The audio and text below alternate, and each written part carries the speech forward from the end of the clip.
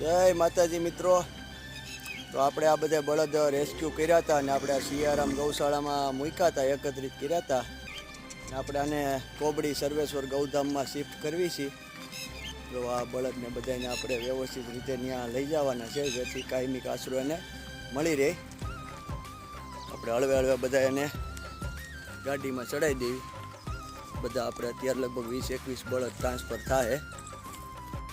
जिसका प्रेम से पालन करके कृष्ण बने गोपाला, जिसके लिए माँ करणी ने सारा जीवन दे डाला, जिसके खातिर साधु संत वीरों ने शीश कटाए, चलो आज माता के खातिर पुत्र का धर्म निभाए।